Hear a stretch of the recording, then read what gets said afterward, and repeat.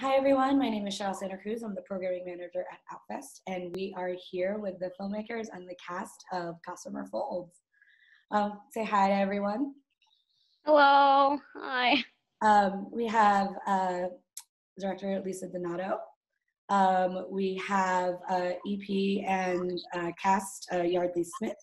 We have Alexandra Gray, who is one of the leads, and we have Jackson Robert Scott, who is also one of the leads. Awesome. Thank you guys so much for joining us, and thank you for allowing us to share this emotional and moving film with our audiences. I know we can't all be there together in one space in person, but we're so glad that you can still join us virtually. So I just want to kick it off with you, Lisa. I just wanted to, kind of just start from the beginning and ask you how you started working on this film. We had a film at the festival, Signature Move, which you co-wrote with the always hilarious Fazia Mirza, and this is the first time I believe that you are directing. So, yeah, how did you come across this this project? You're on mute.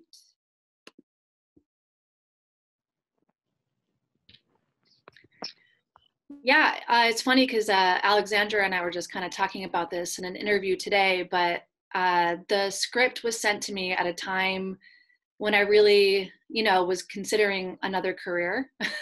As filmmakers, we go through these highs and lows, and I had been building this body of work over the years, and your dream is to, for somebody notice that and to offer you a director for hire gig, which Yardley did. And one of the producers of the film, I think it was Jordan Foley, sent me the script, and I just fell in love with the script. All my work is dedicated to, marginalized communities, but specifically the queer community. And I really loved that this script was, showcasing a trans woman that was not just drenched in these derogatory stereotypes that we so often see. It was just a very sweet friendship story, and I fell in love at first sight and interviewed with Paperclip and Millhouse, and it was a perfect fit. So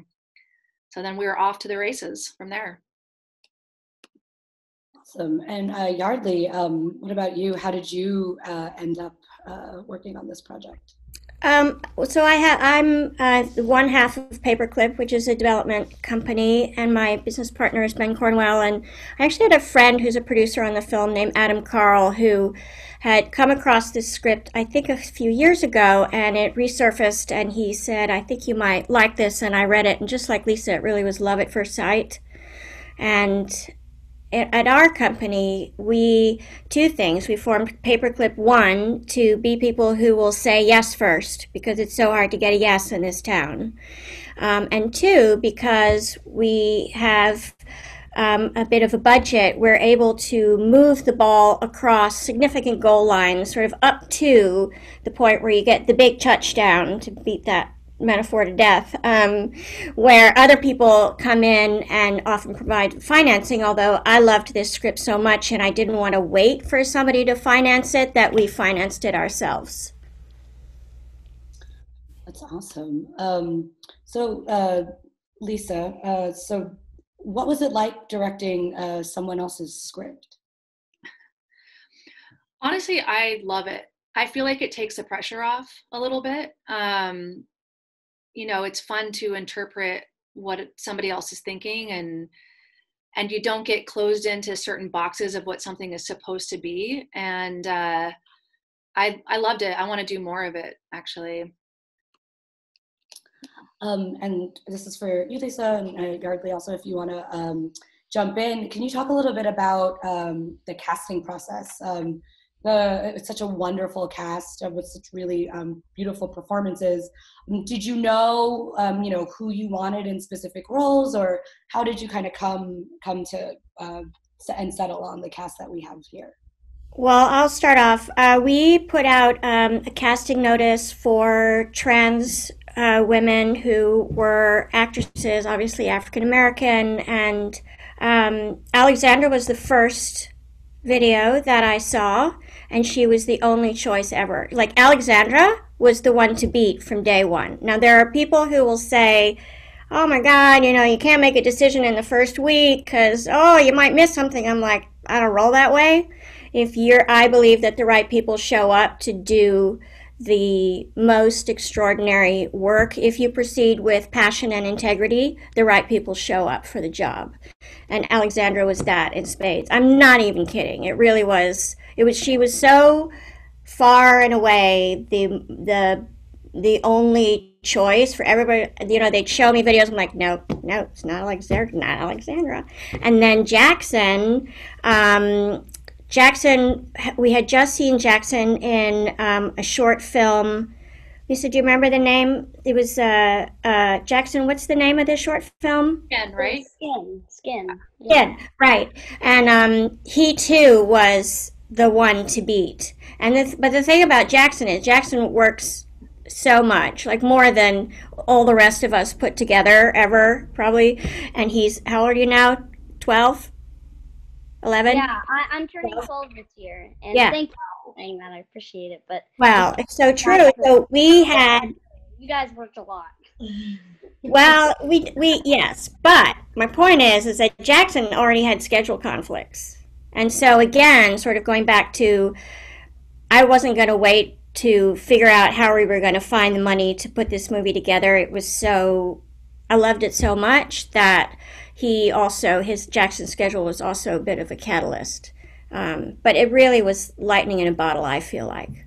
Lise, you want to capitalize on that? Yeah. Well, when I came on board, they had already pegged Alexandra as like, you have to watch her, here's all the self-tapes. You can go through them, but we love Alexandra. And I was like, I'll look at everything. And she obviously stole the show. It was, not even a competition. And then I think Jackson was also flagged, and along with some other people. And we did a audition with our casting director. We had a wonderful casting director, Russell Boast, and then Jackson actually nailed it out.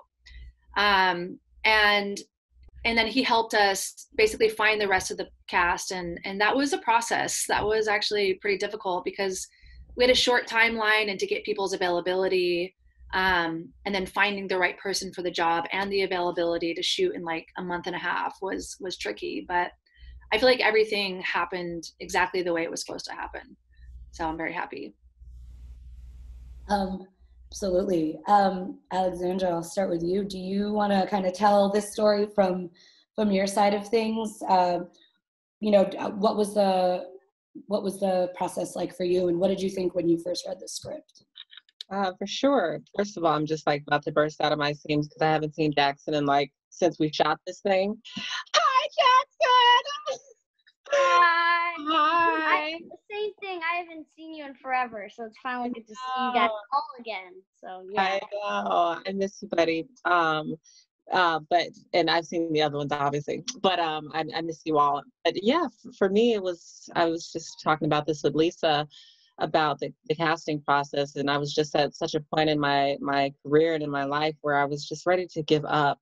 And this film and getting this role was the opportunity. Oh God, I can't do that. I can't even talk about it.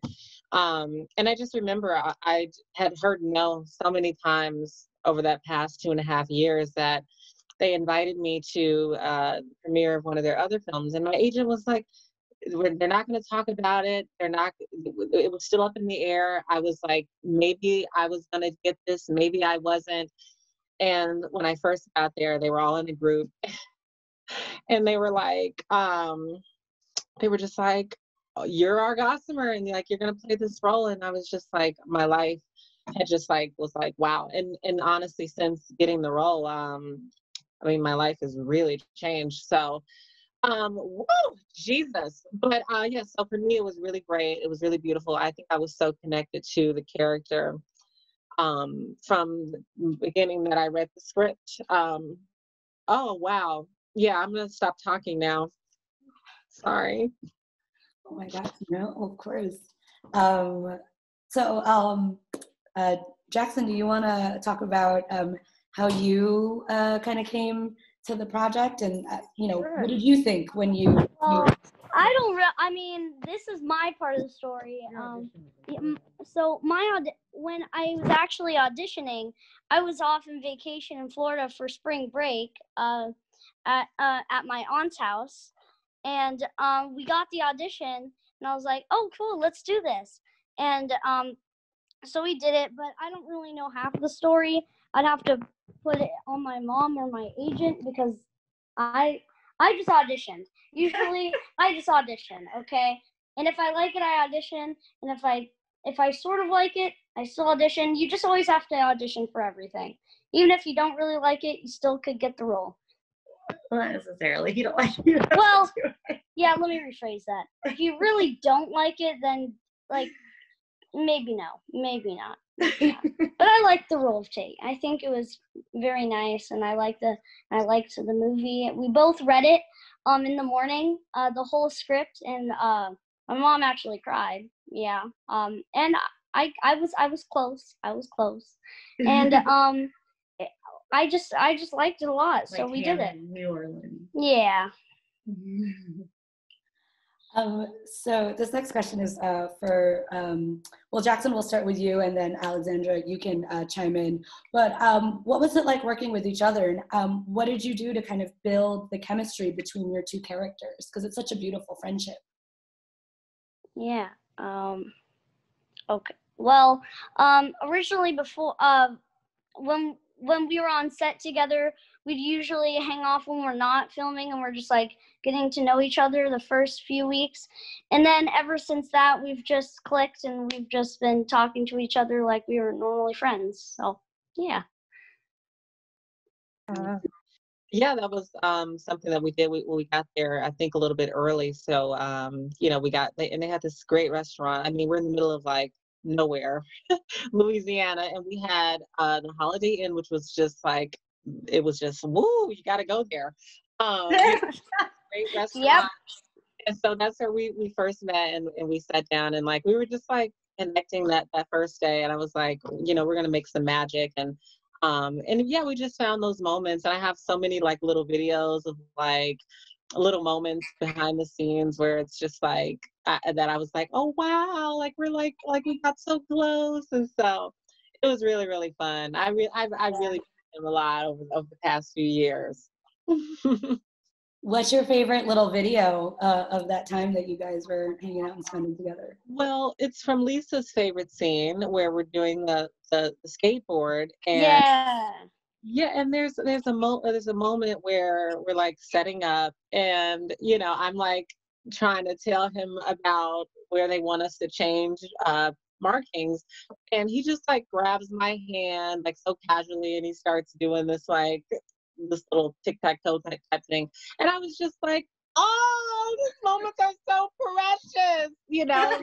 I'm just, you know, oh, like it's just really, really nice, and I'm a fan of Jackson's too, you know. I've seen his work, because I was like, you know, this is so cool to be working with him.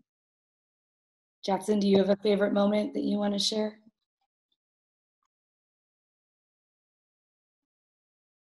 Me? Yes.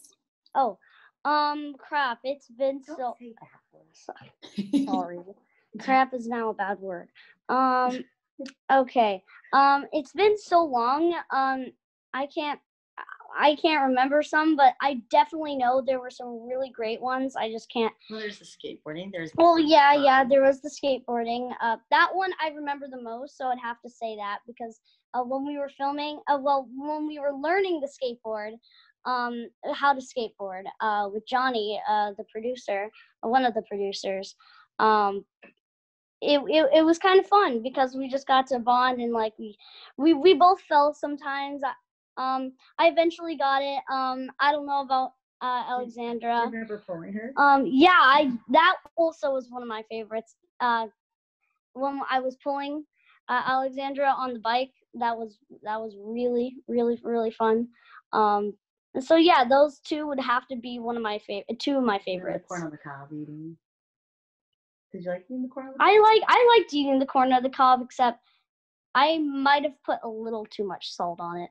I might have just put a little too much salt. And I like salt, but I might have put like maybe like You got a little thirsty. Yeah, yeah, I got a little thirsty at the end. But yeah, those two would definitely have to be some of my favorites with her. Sounds like so much fun. Alexandra, you mentioned being in the middle of nowhere. Lisa and Yardley, do you want to talk a little bit about the setting of the film, not just geographically, but also the time period, and how that setting and that time period kind of informs some of the choices that you made? Lisa does. She was way into that. I'm sort of the top of the wave, that I'm the base of the wave that makes it go, and then I leave it to the experts to take it from there. Well, yeah, so we actually, the film takes place in 1986, and it takes place in the suburbs of Kansas City. And really, I feel like the film could take place in any rural suburb community anywhere, because the location is not a huge part of the story. But it was interesting because we had to shoot outside of New Orleans in the winter and make it look like Kansas in the summer. And we actually had to CGI some of the cold air breath that they were blowing out in the film, which is just not easy to do. And it was very cold, but everybody had to be sweaty and make it seem like it was really hot. But I think it's important that the film takes place in 1986, because for the young character Tate, this film is a lot about the moment that you realize that hate is a learned experience. And you can't have all this information at your fingertips like we do today. And so his little pocket dictionary was kind of his only way into understanding what things actually meant. And so I think, taking place in 1986 is a very important part of the story. Yeah, absolutely. And, there are some really complicated familial relationships in the film. Specifically, Gossamer has friends and family who very obviously love her, but, continue to dead name her. And, we've got, Shane West's character who says some pretty volatile things on screen. I want to talk a little bit about what the mood was like on the set and how you kind of worked with the cast and with the crew to make sure that everyone felt safe. And that, that there was that there was sensitivity around some of these issues and some of the things that were happening. Yeah, there was a lot of sensitivity to that. Our DP was also trans. And so she had to, shoot and hear takes after takes of, the T word and the F word. And we all did, and it was very intense. And I remember there was this one scene where Billy's at the window and he has to repeat this line over and over and over again in so many angles. And it was nauseating. And I remember just saying, hey, let's take a break. And we were like really behind that day, as we were probably most days. But we took a break and we all walked outside. It was me, Billy, and his wife in the movie, Franny. And we just held hands with the DP and just kind of like took deep breaths and looked at each other until we were ready to go back in and hear it over and over again. It was hard. And, it's definitely a part of the story. It makes sense. And we actually cut out about 75% of those words. But we just need enough to like sell the point of what we're trying to say. But we were very sensitive to it, and we operated like we were just a supportive family for each other. Absolutely. And Alexandra, being in the film, Gossamer has such poise in dealing with many of these characters. What do you think, do you see a little bit of yourself in her? Like, where do you kind of really identify with her, and like, where do you maybe kind of, have you kind of your own separate experience? Yeah, for sure. I think in so many ways, our stories kind of mirror each other. I wasn't born in the 60s, but, I think in so many ways, just speaking about the dead naming and all of that, that's something that that I went through, obviously, as a trans woman of color with my family. And I think I just left sooner than she did. So I definitely left sooner than Gossamer. But in so many ways, I think how she's ambitious, and it really does mirror my life, because she left to go to New York. I left to go to Los Angeles and pursue my dreams. And, you know, I think that she would be pursuing her dreams. I think she made it to New York and she's fine. And so I think in a lot of ways we're similar in that way. And Jackson, I want to ask you, what's your favorite thing about Tate? What's your favorite thing about? My favorite thing about Tate is I personally like his heart, and how smart he is, and how he's actually willing to learn about new things, unlike me, because, you know, I mean, I like, okay, it depends on which subject. If it's math, no. If it's like social studies or like science, like, then I'm totally 100% going to learn. I want to learn about that. But it's something that, like, I personally think is boring, then no. And especially, but Tate, he is so smart, and he is such a big heart. We're all just accepting of her and who she is, no matter like what gender she is or not. Tate has a big heart, and I just love that about his character, and how he's accepting of anybody, even if they're different. Yeah. To make a long story short. Oh, thank you. So I have a question. Where did the dresses come from? Lisa, Yardley. Which ones? Gossamer, I mean, the dresses that Gossamer was working on, and there are also the wedding dresses as well. There's a lot of like really lovely clothing in the film. Yeah, we got lucky. We had an amazing costume designer. But they kind of came all over from between Louisiana thrift shops, and we found a bridal shop. There's a huge warehouse bridal shop outside of Hammond in Louisiana where we shot. And they were basically, for a very cheap amount of money, they were like, just take what you want. And we had a field day with, just thrift shops all over Louisiana. Awesome. And Sarah McLachlan came on to do one of the songs. Do you want to talk about how that happened? Yeah, so we got very lucky with our composer. His name is Aaron Zigman, and he is he's an incredible musician and composer. He's done the scores for The Notebook and Sex and the City, and lots. He's got a lot of credits under his name.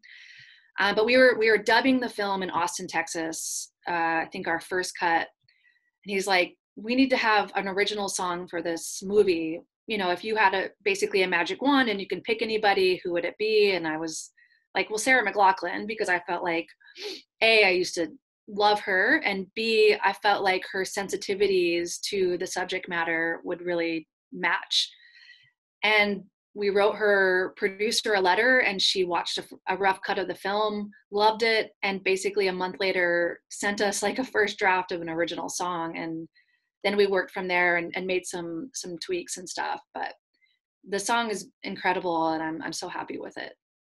Well, it's beautiful, and it definitely adds to what's such a lovely film. So unfortunately, we need to wrap it up, but I'd love to find out what you all have next. So why don't we start with you, Jackson? What's next on your plate? I mean, I know it's a little bit weird to answer this question in the middle of. Oh yeah. There are a couple things that I can't answer, but I will answer this. I'm going to film Lock and Key season 2 on Netflix. I'm putting a little plug. I'm gonna be filming it for 8 months. I know, pretty long. Yeah. Thank you, Alexandra. What's next? What's next? Well, I just wrapped my sixth season of Empire, and so right now it's not anything that I can say, but I am doing lots of auditioning, and I just my show just aired yesterday, I think on Sunday. The Alienist Angel of Darkness on TNT. So I play a really cool character on that show with Daniel Bruhl. So really, really exciting. But yeah, so just lots of auditioning and putting in the work. So yeah.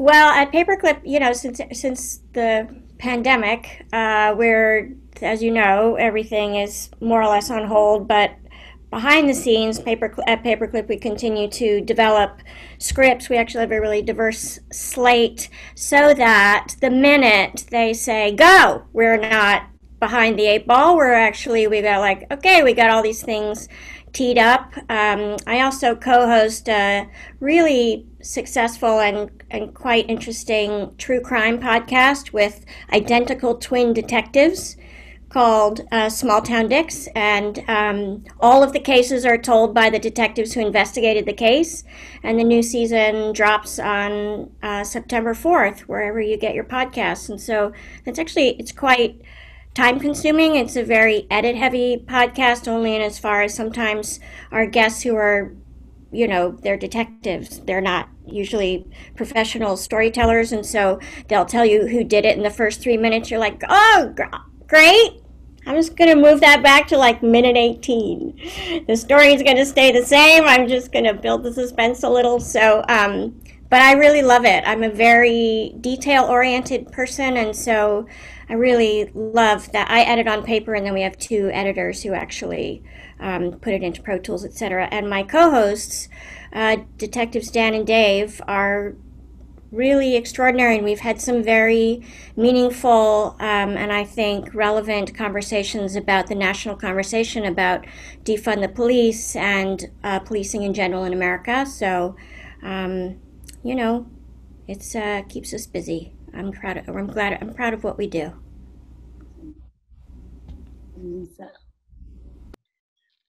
Yeah, some of it can't be spoken yet, but I'm out there pitching Hollywood on a TV series that I created, and hopefully, something happens soon with that.